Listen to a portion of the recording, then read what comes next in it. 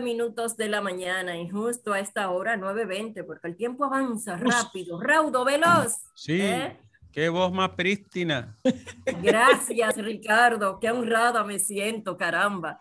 Y El 9 de honrada julio, también ¿no? de darle la bienvenida a nuestro invitado. A mí me encanta presentar a la gente joven y talentosa y en esta oportunidad me corresponde presentar a Orlando Salvador Jorge Villegas. Él es diputado del Distrito Nacional y va a conversar con nosotros sobre distintos aspectos, incluyendo y sobre todo sobre las cosas que ha estado haciendo desde ese hemiciclo. Bienvenido seas, Orlando. Buenos días, Patricia. Buenos días, don Fafa, doctor Ricardo Nieves y también a Francis Jorge. Un placer poder compartir con ustedes esta mañana. Agregar, Orlando, que si es apellido Jorge tiene que ser bueno, ¿verdad? A lo mejor son parientes y ustedes no lo saben. Claro, terminamos siendo primos, todos venimos de la zona de Santiago. No, está bien. Orlando, si hay algo que definitivamente el COVID, entre todas sus consecuencias, reveló, era la necesidad de apuntar al teletrabajo, lo cual nos vimos obligados a implementar, sacar de abajo y ser creativos. En este proyecto de ley que propones, ¿cuáles son las diferentes aristas del proyecto? Bueno, precisamente como dices, el teletrabajo fue acelerado por el COVID-19. Yo digo que esas son de las cosas buenas que esta pandemia nos ha dejado como sociedad. Y en el caso del proyecto de ley de teletrabajo que nosotros sometimos hace exactamente una semana, lo que nosotros buscamos es dejar los parámetros para que en la República Dominicana se puedan realizar contratos de trabajo bajo esta modalidad. En el día de hoy, en nuestro ordenamiento jurídico, en el ámbito legislativo, no existe el concepto de teletrabajo, ni en el código laboral, ni en ninguna ley especial. Nosotros lo que hicimos fue precisamente someter una ley especial donde establecemos esos parámetros. ¿Cuáles son esos parámetros a grandes rasgos?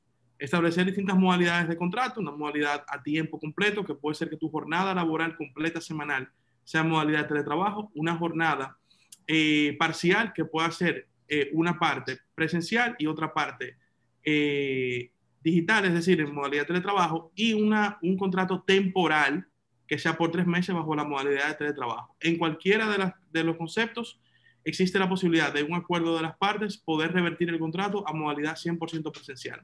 La ley consagra derechos fundamentales para la modalidad de teletrabajo, como es el derecho a la desconexión. O sea, en esta ley, de ser aprobada, que sabemos que así lo va a hacer, Dios mediante, va a quedar consagrado el derecho a la desconexión, que usted tiene su jornada laboral de X hora a X hora y después no le van a decir, mire, son las 8 de la noche, conéctese por Zoom, que tenemos un Zoom todo el equipo. Ya lo sabes, Orlando, porque ese es uno de los problemas actuales. Primero, hay una concepción de que está en teletrabajo, no está trabajando, porque está en la casa.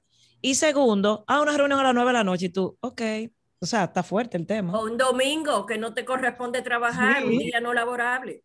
Entonces, el derecho a la desconexión queda ya consagrado como un derecho para trabajar en esta modalidad. También un punto muy importante y es la remuneración o retribución por la utilización de servicios en tu domicilio de teletrabajo. Yo quiero dejar claro que domicilio de teletrabajo puede ser residencia, o sea, la casa de un colaborador, como puede ser otro espacio, un coworking, cualquier otro lugar, pero en el domicilio fuera del espacio de trabajo presencial, el uso de servicios como internet, teléfono, energía eléctrica.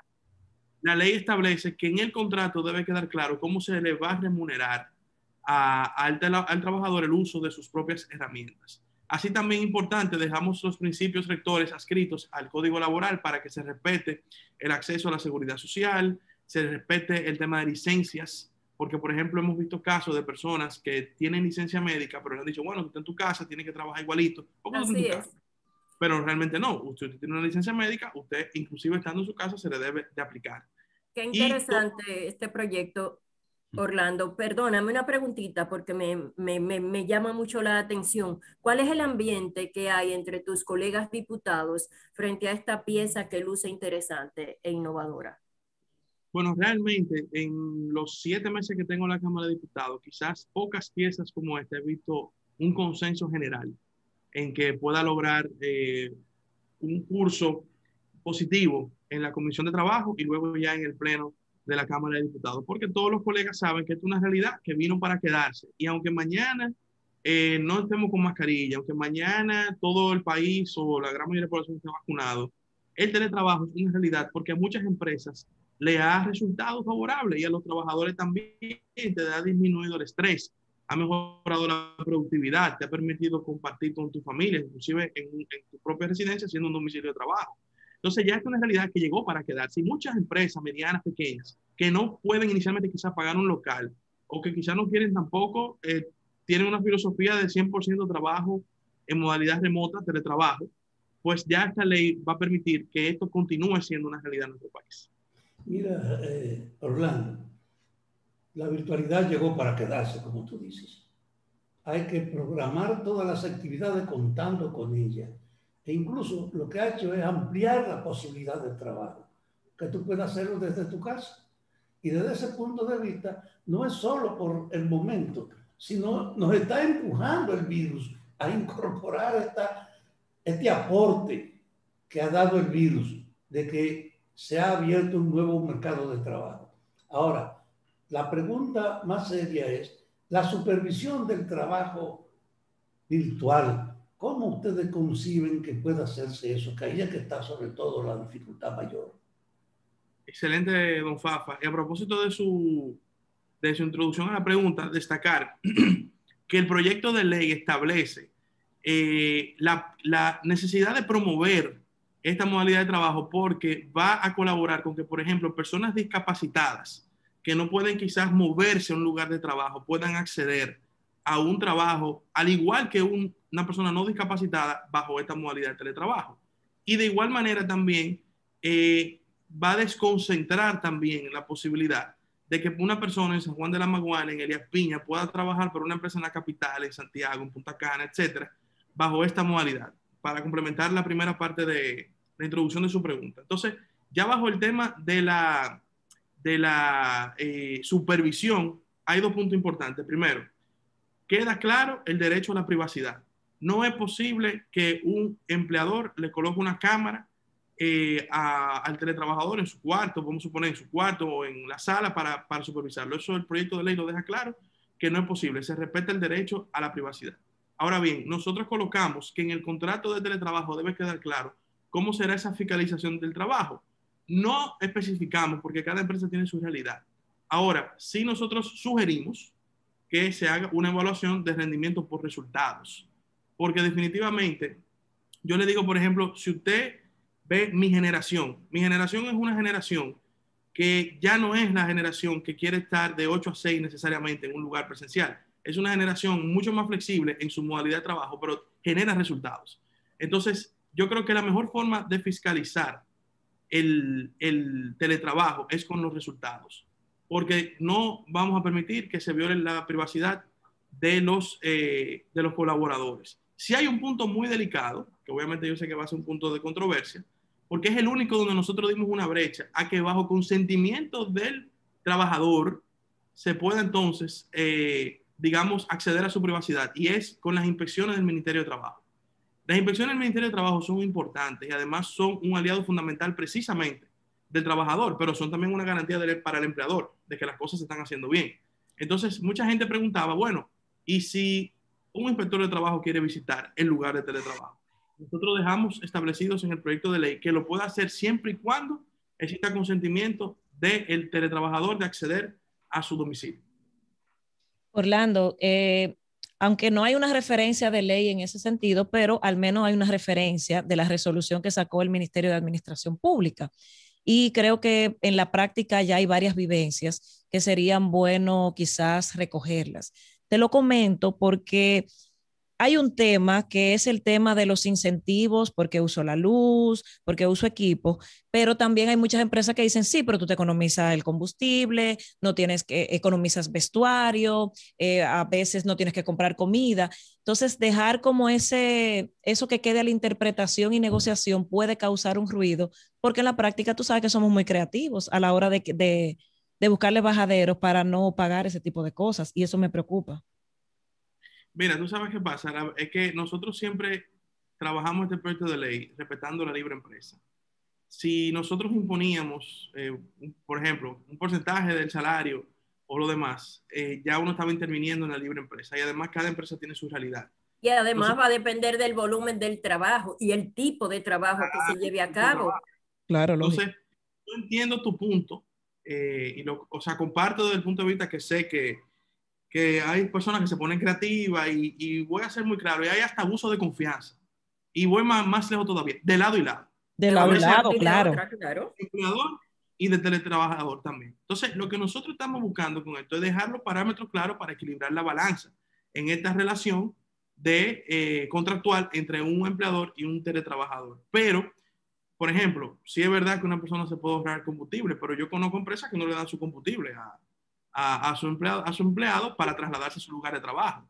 No le pagan almuerzo, no le pagan la ropa. Ahora, un empleador también se está ahorrando dinero al no generar una mayor facturación de energía eléctrica, de otro tipo de gasto. Entonces, es todo buscar un equilibrio para que esa relación se pueda llevar a cabo de la mejor manera. Hablando de trabajo, discúlpame, Francis, hablando de trabajo, ¿qué opinas tú del tema salarial en la República Dominicana? ¿Cuál es tu opinión al respecto? Bueno, yo creo que obviamente nosotros tenemos un salario mínimo muy bajo para la realidad de nuestro país.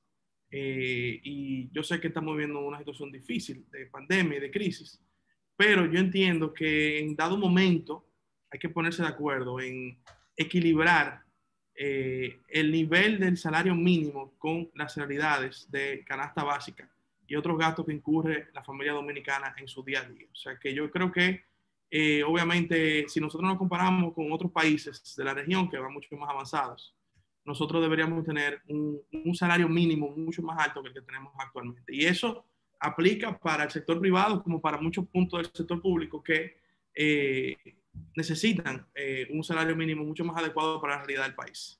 Finalmente, la ampliación del mercado del trabajo a través de la oferta virtual del trabajo va a crear una ampliación del mercado y un abaratamiento de su costo funcional, lo que permitiría realmente reajustar los salarios, porque tú puedes tener una empresa y el costo que te va a ahorrar del local, del mantenimiento, de los gastos de los servicios como eléctrica, tú lo puedes programar en transferir una parte de eso al reconocido esfuerzo que hacen a distancia.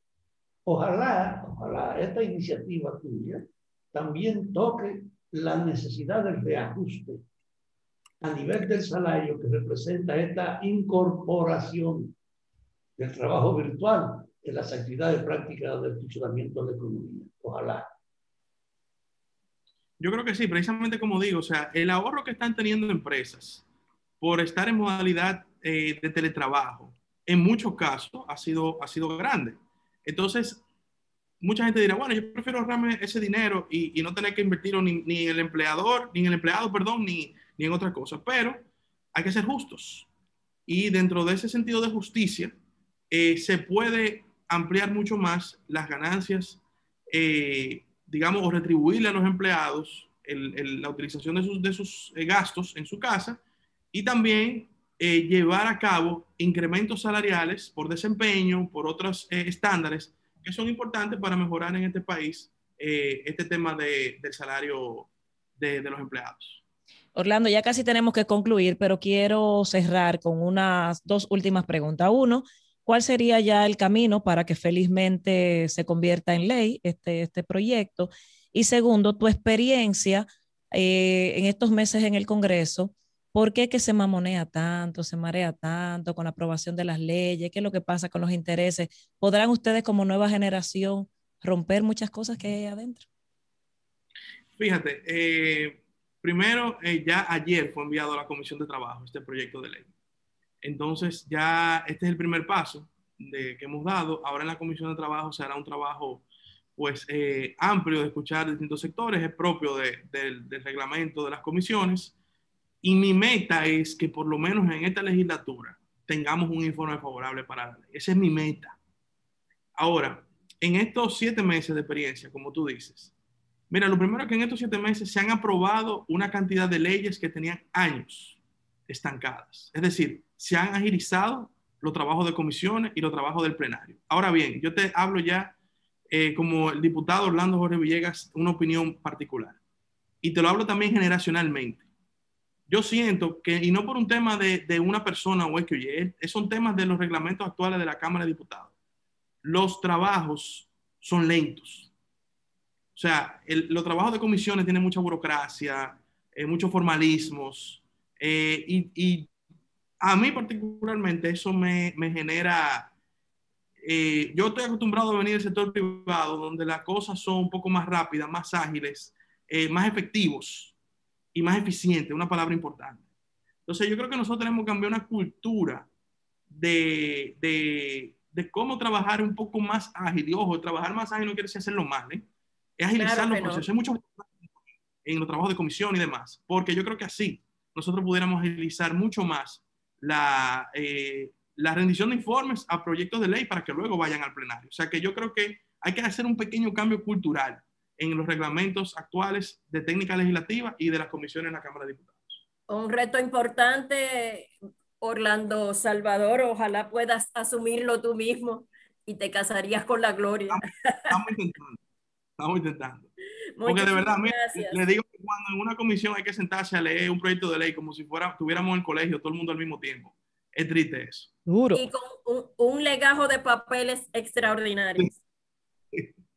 Bueno, muchísimas gracias a Orlando Jorge Villegas por haber participado en esta entrevista del Rumbo, el Rumbo de la Mañana.